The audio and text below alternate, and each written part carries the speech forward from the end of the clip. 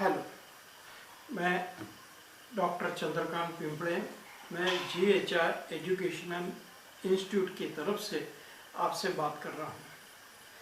आज का विषय है इंट्रोडक्शन ऑफ सोरिक सिम्टम्स और ये 15 नंबर का एपिसोड है। कल तक इसके पहले मैंने 432 तक आपसे बातचीत की और आज मैं 433 से चालू करता हूँ। फिर आपके सामने एक एक डायमेंशन आपके सामने रखता हूँ। ये लक्षण इस प्रकार का है: quick change of moods, often very merry and exuberantly, so often again and indeed very suddenly dejection, for example on account of his disease or from other trifling causes, sudden transition from cheerfulness to sadness or vexation without a cause. Mood अचानक बदल जाना, एकदम खुशी और खुशी से एकदम दुखी, अचानक नकारात्मक भूमिका निर्माण होना, कभी बीमारी के दृष्टिकोण से, कभी मामूली कारण के वजह से, बहुत उत्साही रहना और तुरंत दुखी हो जाना या अपने आप को तकलीफ देना। ये लक्षण जो है ये बहुत ही विचित्र प्रकार का लक्षण है, मगर ये लक्षण आपको बहुत बड़े प्रमाण में दिखाई देगा। बहुत सारे डोमेस्टिक रिलेशन में इस टाइप से बात है। यहाँ तक बड़े बड़े डॉक्टर लोगों में भी ये लक्षण है। बहुत पढ़े लिखे लोगों में भी ये लक्षण बहुत बड़े प्रमाण में मिलता है। अचानक कोई ऐसी बात हो जाती है, तुरंत अंदर से जोक उभर आते हैं और अचानक पूर्ण रूप से दुखी हो जाता है। अपने को ये लगता है कि ये व्यक्ति अचानक कैसे बदला, क्या हुआ। बहुत बार कोई लोग मजाक करते हैं और मजाक करते करते अचानक वो रोने लगते हैं। इस प्रकार का सडन चेंजेस है, एक घटना से दूसरी घटना के इधर तुरंत चले जाते हैं। कभी कुछ लोग ऐसे हैं जो बातचीत करते करते मजाक करते हैं और मजाक करते करते एकदम सीरियस हो जाते हैं, या मजाक करते करते उनको बहुत बड़े प्रमाण में गुस्से से भर जाता है या बहुत बड़े प्रमाण में विषाद से भर जाते हैं। बहुत बार शक ये होता है कि ये करना क्या चाहता था, ये कुछ मजाक करना चाहता था या कुछ कॉमेडी करना चाहता है, और अभी ये सडनली इसके भावना कैसे क्या बदल गई, और इसके बारे में मन में शक पैदा होता है कि एक्चुअली कौन से भावना को हम सच माने। जो पहले वो कॉमेडी कर रहा है, जोक कर रहा है, आनंदित रह रहा है, इस भावना को हम प्राधान्य दे, या वो अभी अपमानित हो गया है, दुखी हो गया है, इस भावना को हम प्राधान्य दे। ऐसे लक्षण जो एक दूसरे के अपोजिट है। Happiness against sadness, sadness to happiness, happiness to sadness, इस प्रकार की घटना है। बहुत अच्छी अच्छी बातें करना और अचानक सामने वाले को अपमानित कर देना, अचानक नकारात्मक भूमिका लेना और अचानक बिल्कुल होकारात्मक भूमिका लेना, ये बहुत सारे लोगों में आपने ये लक्षण देखा होगा। और ये बात, इसके सर्कल चालू रहते हैं। कुछ लोग ऐसे हैं, उनको सुबह उठने के बाद में करीबन 8 से 9 बजे तक उनके अंदर ये इस प्रकार के सर्कल चालू हो जाता है। 9 बजे तक वो बहुत अच्छी तरह से जोक करते हैं, कॉमेडी करते हैं। फिर उनको बाहर जाने का वक्त होता है तो पूर्ण रूप से सीरियस हो जाते हैं। एक प्रकार का विषाद उनके चेहरे पर छा जाता है, दुखी हो जाते हैं, एक प्रकार का टेंशन उनको आ जाता है, या वो टेंशन में है ऐसा दिखाई देता है। फिर मन में शक होता है कि यही व्यक्ति है जो थोड़ी देर पहले मजाक कर रहा था, यही व्यक्ति है जो थोड़ी देर पहले जोक कर रहा था और आप भी वो अचानक बदल गया। यानी हमको इस बात को हमारे मन में डाउट पैदा हो जाता है एक्चुअली कौन से व्यक्तिमत्व को सही माने। हम उस व्यक्ति को सही माने कि जो अभी हमारे सामने कुछ जोक कर रहा है, कुछ कॉमेडी कर रहा है, या अभी जो हमारे सामने प्रकट हुआ दुखी व्यक्ति है, या टेंशन से भरा हुआ है, या अपमानित होने के भाव वो प्रकट कर रहा है, इस व्यक्ति को हम सही माने। हम कंफ्यूज हो जाते हैं कि ये किस टाइप का व्यक्ति है, या ये हसमुख स्वभाव का है या निराशाजनक स्वभाव का है। एक्चुअली इसके अंदर ये ऐसी घटना क्यों है? तो बहुत बार तो लोग जो ऐसे आपने देखे भी होंगे कि बहुत बार कुछ लोग ऐसे हैं जो हंसते हंसते उनको रोना आ जाता है, बात करते करते है हंसी मजाक करते अचानक आंखों से आंसू निकल आते और उसके ऊपर उनका कंट्रोल नहीं रहता। बहुत बार बहुत सारे लोग दुखी रहते हैं और अचानक उनको हंसी आ जाती है एकदम सडनली, और हमको ऐसा लगता है कि एक्चुअली ये क्या है। बहुत सारे मेडिसिन में इसके बारे में अलग अलग टाइप के वर्णन किए। वो ट्रांजिशन हो जाता अचानक एक इमोशन से दूसरे उसके अपोजिट इमोशन में ट्रांजिशन हो जाता, ट्रांसफर हो जाती। एक हैप्पीनेस की इमोशन आती है और उसके वो पूरी नहीं होती तो सैडनेस की इमोशन उसकी जगह ले लेती है। तो इस प्रकार की ये घटना रहती है, और ये घटना बहुत बड़े प्रमाण में समाज में है। यहाँ तक अच्छे पढ़े लिखे लोगों में इसमें भी है, या अलग टाइप के सब लोगों में ये करीबन ये बात मौजूद है। यानी कहने का एक तात्पर्य यह है कि उसके अंदर की जो भावनाएं हैं, ये भावना के ऊपर उसका किसी भी प्रकार का संतुलन नहीं। क्योंकि बात क्या है, मैं आपको इसको जरा खुल के बताता हूँ। हमारे अंदर कोई भावना उत्पन्न होती है तो ये भावना का एक सर्कल पूरा होना जरूरी है। जैसे फॉर एग्जाम्पल अगर हमारे अंदर खुशी की भावना निर्माण हुई तो हम आनंदित होना चाहिए और उस भावना को हमने पी जाना चाहिए। अगर हम खुश हुए तो उसको हम सेलिब्रेट करना चाहिए। अगर हम खुश हुए मगर हम उसका सेलिब्रेट नहीं कर पाए हमारे खुशी को, तो उस खुशी को वो कुछ भी मायना नहीं है। अगर हम दुखी हो गए मगर वो हमारा दुख प्रकट नहीं कर पाए तो हमारे दुख को क्या महत्व है? हमारा दुख चार दीवारी के अंदर बंदिश हो जाएगा, बंद हो जाएगा, और ये बहुत बड़ी भयानक घटना है। अगर हमारी खुशी अगर बांट नहीं सके तो वो खुशी हमको तकलीफ देगी। अगर हम हमारा दुख हमारे अंदर से बाहर निकाल न सके तो वो दुख हमको खत्म करेगा। तो ये प्रकृति है, क्योंकि प्रकृति का नियम है। आपने एक बात मैं आपको दूसरे रूप से एक बात बताता हूँ। आपने छोटे बच्चे देखे होंगे जो बिल्कुल छोटे हैं, जो 4 महीने के, 6 महीने के, 1 साल के, 1.5 साल, 2 साल, 3 साल के बच्चे हैं। उनके अंदर आप कुछ क्वालिटी देखो, वो खूबसूरत क्यों है? ये हमेशा ये बहुत बड़ा सवाल है कि बच्चे खूबसूरत क्यों है, क्या है उनमें? छोटे से गाल है, छोटा सा नाक है, छोटी छोटी आंखें हैं, छोटे छोटे हाथ है, मगर उनमें सुंदरता किस प्रकार की है? ना उनकी बॉडी भी इतनी कुछ खास नहीं है, थोड़ा सा पेट आगे आया हुआ है और खुद की इधर ध्यान नहीं है। कुछ खाना खा रहा है तो मुंह पर लगा हुआ है, कपड़े पर खाना गिर रहा है, कपड़े कहाँ हैं मालूम नहीं, कुछ भी उनका रूप है। कभी कपड़े पहने हैं, कभी कपड़े नहीं पहने हैं, इसके बावजूद भी वो खूबसूरत दिखते हैं। उनको छूने की इच्छा होती है। क्यों होती है इच्छा?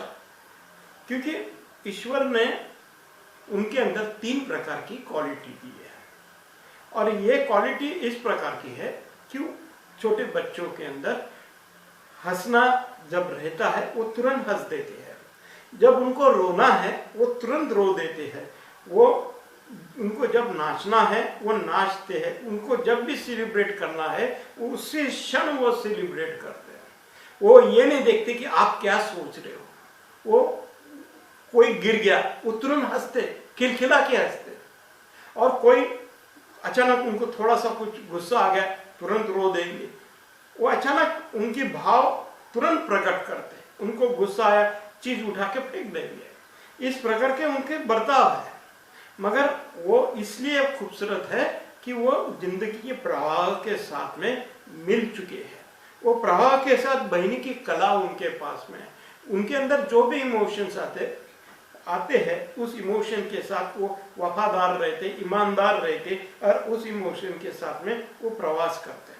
उनका सर्कल पूरा हो जाता है। जब उनका नाचने का इच्छा निर्माण होने के बाद वो थोड़ा सा नाच ही लेते हैं। वो सोचते नहीं कि कौन देख रहा है उनके इधर, उनके कपड़े कैसे है, वो कुछ भी नहीं सोचते। उनका रोना है वो तुरंत रो देते, वो ना समाज की फिक्र करते ना आपकी फिक्र करते हैं। उनको रोना है खुल के रो देते हैं, उनको हंसना है तो खुल के हंस देते हैं। तो ये जो ईश्वर ने 3 क्वालिटी दी है कि हंसना, रोना और नाचना, ये ईश्वर ने दी हुई गिफ्ट है उनको, और इस गिफ्ट के वजह से वो खूबसूरत है। नहीं तो उनमें खूबसूरती की कोई बात नहीं है। उनके अंदर की कोमलता ये कुछ बहुत बड़ी बात नहीं है, मगर उनके अंदर ये इमोशंस का, वो अपने खुद के इमोशन को एक्सेप्ट करते। उनके अंदर हंसी आ गई तो वो हंसी को एक्सेप्ट करते, उनके अंदर रोना आ गया तो वो रोने को एक्सेप्ट करते, उनके अंदर नाचने के भाव उठे तो वो नाच लेते, वो नाचना वो एक्सेप्ट कर लगते। और हमारे अंदर, हम बड़ी उम्र के लोगों में हमारे अंदर एक्सपेक्टेशन नहीं है, हम स्वीकार नहीं करते। जब हमको नाचने का मूड रहता है तो नाचने के बदले में हंस लेते हैं। अगर हमको हंसने का है तो रोने का चेहरा बना लेते हैं। हम सब डुप्लीकेट हैं, और ये हमारा डुप्लीकेटनेस आपको जगह जगह पर मिलेगा। आप खुद को ऑब्जर्व करो तो आपको खुद को भी ध्यान में आ जाएगा कि ये जो डॉक्टर हनीमान इन्होंने जो सिम्टम्स दिए ये आप में भी मौजूद है। प्रमाण अलग अलग होगा मगर ये मौजूद है, आप में भी मौजूद है, बच्चों में भी मौजूद है, जवान लोगों में भी है, बुढ़ापों में भी है। हर जगह पर ये लक्षण आपको दिखाई देंगे। ये जो डॉक्टर हनीमान की जो 14 लक्षण है, ये 14 लक्षण इस प्रकार के हैं। आप हर एक व्यक्ति के अंदर, कुछ व्यक्ति ऐसे आपको दिखेंगे उनके अंदर 3 लक्षण का सेट है। मैं साधारण भाषा में बात करता हूँ। कुछ व्यक्ति ऐसे रहते हैं उनके अंदर 14 में से 6 लक्षणों का सेट है। मैं शब्द यूज कर रहा हूँ, सेट है, SET, सेट। तो कुछ लोगों में 10 लक्षणों का सेट है, कुछ लोगों में 14 लक्षणों का सेट है। और कभी कभी ऐसा भी है कि कुछ जिंदगी के जो पड़ाव आते हैं उस समय इनके सेटिंग उनका बदलता है। जैसे फॉर एग्जांपल बहुत खुशी का समय आने के बाद में इनके अंदर के जो लक्षणों का सेट है वो थोड़ा चेंज हो सकता है। और ये लक्षणों की कोई गारंटी नहीं कि कौन से लक्षण कब सामने आएंगे। ये सारे लक्षण एबनॉर्मल है। अब मैं एक एक बात से आपसे बातचीत कर रहा हूँ। अब इस बात को ध्यान से सुनिएगा। तो पहली बात यह है कि हर लक्षण के साथ में आपने एक बात को आपने हमेशा नोट करना कि एक्चुअली बात क्या है। बहुत बार हम एक ही बात पकड़ के चलते हैं तो हमको उसकी पूरी बात गहराई से समझ में नहीं आती। तो महत्वपूर्ण बात है कि कोई बात निगेटिव है तो निगेटिव के कंपैरिजन में हमको पॉजिटिव बात में भी सोचना है। अगर एक आधी चीज बुरी है तो हम अच्छी बात को भी सोचना है, क्योंकि पूरी जिंदगी ये संतुलन पर आधारित है। यहाँ पर राम है तो यहाँ पर रावण भी है, यहाँ भगवान है तो यहाँ राक्षस भी है। जिंदगी इस प्रकार की है, यहाँ भगवान है वहां पर शैतान भी है, क्योंकि ये दोनों का एक प्रकार का संघर्ष है जीवन में। तो आपको ये जब ये मेंटल सिम्टम्स को आपको देखना है तो आपको उसके दोनों भी साइड देखने का है। पॉजिटिव साइड भी देखने का है और निगेटिव साइड में भी देखने का है। हमको दोनों एंगल से उसको वेरीफाई करना है। हमको ये सोचना है कि ये लक्षण अगर नहीं होता तो कैसा होता, ये लक्षण होता तो कैसा होता। दोनों कॉन्ट्री पॉइंट पर हमसे सोचना है। तो जैसे कोर्ट में वकील है, कुछ वकील विरोध में बात करते, कुछ लोग, कुछ वकील फेवर में बात करते, तो हमको दोनों भी पॉइंट से देखना है, फेवरेबल और अनफेवरेबल, पॉजिटिव एंड निगेटिव, हमको ये बात सोचना है। अब देखिए बात कैसी है। जैसे ये पहला लक्षण मैंने आपको बताया था 419 नंबर का। मैं हर एक लक्षण के इधर अलग अलग डायमेंशन से आपसे बातचीत करूंगा। ये जो लक्षण है, disturbances of the mind and spirit of all kinds, इसका ट्रांसलेशन मैंने साधारण भाषा में विचारधारा ये शब्द में किया। हमारी विचारधारा बनती है। हमारी विचारधारा कैसे बनती है? हमारी विचारधारा हमारे जीवन के शैली पर बनती है। हम किस प्रकार की जिंदगी जीते हैं, उस जीने के जो प्रोसेस है, उस प्रोसेस के वजह से हमारे अंदर वो विचारधारा बनती है। अब मैं आपको ये बात को थोड़े अलग शब्दों में बयान करूंगा।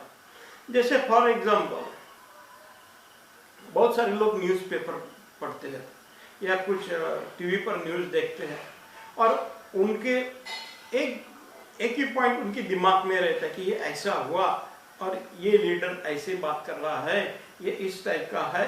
उनके अंदर एक विशिष्ट प्रकार की विचारधारा बनती है, फेवरेबल और अनफेवरेबल।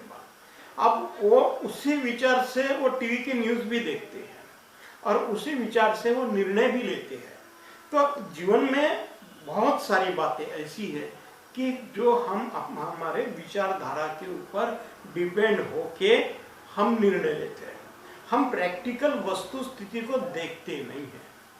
अब फॉर एग्जांपल, ये एक मैं आपको उदाहरण के तौर पर बात कर रहा हूँ। जैसे फास्फोरस का पेशेंट है, तो उसकी विचारधारा एक प्रकार के ज़्यादा वो प्रकट करना, हर चीज़ को बहुत बड़े प्रमाण में प्रकट करना, ये उसका हमेशा की जिंदगी की स्टाइल है। तो वो उस प्रकार से प्रकट करता है, यानी जो वास्तविक बात है, उस वास्तविक बात को वो बहुत बड़े प्रमाण में प्रकट करेगा। वो कभी बोलेंगे आपको ये बात बहुत बहुत बहुत तकलीफदायक है, तो वो इस प्रकार से उसका प्रकटीकरण करेगा। तो उसकी जो विचारधारा है, जो चीज़ 5 रुपए की है, तो उसको वो बोलेगा 50 रुपए, 150 रुपए, 200 रुपए, इस ढंग से वो बातचीत करेगा। तो अपनी जो विचारधारा जो है, अपनी जीवन के शैली के ऊपर डिपेंड है, अपने लाइफ स्टाइल पर अपनी विचार डिपेंड है। कोई व्यक्ति ऐसा है कि जो अपनी विचारधारा बना लेता है कि अगर मैं इतना पूजा पाठ करूंगा तो मैं इतना पुण्यात्मा होऊंगा, मैं इतना अच्छा इंसान होऊंगा, उसने अपनी विचारधारा बना ली। बहुत सारे लोग अपनी अलग अलग टाइप की विचारधारा बनाते हैं कि ये बुरा शकुन हो गया, ये सही शकुन हो गया, बिल्ली रास्ते पर से चली गई तो इसका ऐसा हो गया। एक प्रकार की विचारधारा है। वो हमेशा अपने अंदर एक ऐसी बात को रख के चलते हैं कि ऐसा नहीं होना चाहिए, ऐसा होना चाहिए। बहुत सारे लोग कलर के ऊपर भी अपना ओपिनियन फिक्स करके रखते कि हमको इस टाइप का कलर चाहिए, ये कलर के कपड़े पहने हुए लोग अच्छे नहीं हैं। वो ये सोचते हैं कि ये हेयर स्टाइल गलत है, ये दाढ़ी बढ़ाई हुई चीज बात गलत है, ये ऐसा होना चाहिए। वो अपनी विचारधारा उनके जीवन में रखते हैं और अपनी विचारधारा दूसरे के ऊपर थोपते हैं। और उस टाइप के हर एक बहुत सारे मेडिसिन ऐसे हैं कि उनकी अलग अलग प्रकार की विचारधारा है। तो हमको ये देखना है कि भाई ऐसे जो सिम्टम्स है, जो विचारधारा प्रकट करते हैं, तो वो जो विचारधारा प्रकट करते हैं उन लक्षणों को ये बोला है disturbances of the mind and spirit of all kinds. ये बात डॉक्टर हनीमान इन्होंने इन शब्दों में प्रकट की है। ये 419 नंबर का लक्षण है विचारधारा का। तो जब आपको पेशेंट का ऑब्जर्वेशन करते हो, तो ऑब्जर्वेशन करने के बाद में आपको बहुत सारी बातें आपको ध्यान में आ जाएंगी। आपको ऐसा लगेगा कि ये व्यक्ति ये क्या कर रहा है, किस प्रकार का कर रहा है। बहुत बार आपको ये बात ध्यान में आ जाएंगी, ये बहुत ज़्यादा केयरफुल है, बहुत ज़्यादा केयर ले रहा है, हद से ज़्यादा बात कर रहा है। तो हम उस बात को समझते हैं और हम उस बात के बारे में सोच सकते हैं। बहुत सारे लोग हैं, वो जब उनको हाथ धोना है तो 6 बार हाथ धो लेते हैं। बहुत सारे लोग हैं, वो जब भी उनको कहाँ जाना है तो लेफ्ट साइड का पैर ऊपर रखते पहले, फिर राइट साइड का रखते हैं। वो अपनी विचारधारा अपने जीवन में वैसी बैठा लेते हैं और उस ढंग से सोचते हैं। तो ये बात थोड़ी सी सूक्ष्म है, थोड़ी सी माइन्यूट है। तो आपको पेशेंट का ऑब्जर्वेशन करने के बाद में अपने आप को ये सवाल पूछना पड़ेगा कि मैं जो देख रहा हूँ, मैं जो सुन रहा हूँ, ये पेशेंट की विचारधारा किस प्रकार से है, ये हमने अपने आप को सोचना है। हम किसी भी चीज को पकड़ के नहीं रहने का। अगर हम किसी भी चीज को पकड़ के कोई बात सोचते हैं तो हमको बात वही दिखाई देती है जो हमारे मन में है, और ये बहुत ही महत्वपूर्ण घटना है। अब मैं बहुत सारी दवाई में ये विचारधारा के बारे में आगे बात करूंगा। मैंने आपको उसका अभी का आज के वीडियो का एक डायमेंशन मैंने आपको बताया है। दूसरा लक्षण है मेलांकोली। मेलांकोली इसका मतलब है मूड ऑफ होना। तो ये 420 नंबर का लक्षण है। मगर उन्होंने डॉक्टर हिमानी ने ये लक्षण 4 हिस्से में लिखा है। तो जगह जगह पर उन्होंने इस ढंग से लिखा है, मेलांकोली बाय इटसेल्फ और विथ इंसैनिटी और also eight times alternating with friends. तो उन्होंने और डाल के ये बोला है, और इसलिए डाला है उन्होंने कि वो एक ही लक्षण है मगर वो उसके प्रकट करने का स्टाइल अलग अलग है, प्रतिक्रिया अलग अलग है। एक व्यक्ति दुखी होता है बिना वजह से, खुद ही खुद दुखी होता है, ये उसके दुख होने की प्रगत पद्धति है। कुछ जरूरत नहीं रहती आपको कुछ बोलने की, उनसे कुछ बहस करो तो जल्दी दुखी हो जाएंगे, अगर आप बहस न करें तो भी वो दुखी हो जाएंगे। तो ये वो सहजता से दुखी होते। ऐसी बात रहती कि वो राह देख रहे कि किस ढंग से मैं दुखी हो जाऊं, किस ढंग से मैं डिस्करेज हो जाऊं, मैं दुखी हो जाऊं, इस प्रकार की वो बात देखते। बाह्य कारण को महत्व न देते, वो ऑटोमेटिक वो ढूंढते। या खुद होके दुखी होना, एक दुख की बात को रवंथ करना, मंथन करना, विचारों का मंथन करना कि ये ऐसा हो गया वैसा हो गया। एक्चुअली प्रैक्टिकल कुछ भी नहीं है, मगर दुख का मंथन करना एक प्रकार की हैबिट हो जाती है, ये एक प्रकार की स्टाइल निर्माण होती है। तो ये मेलांकोली बाय इटसेल्फ ये एक सिम्टम्स है।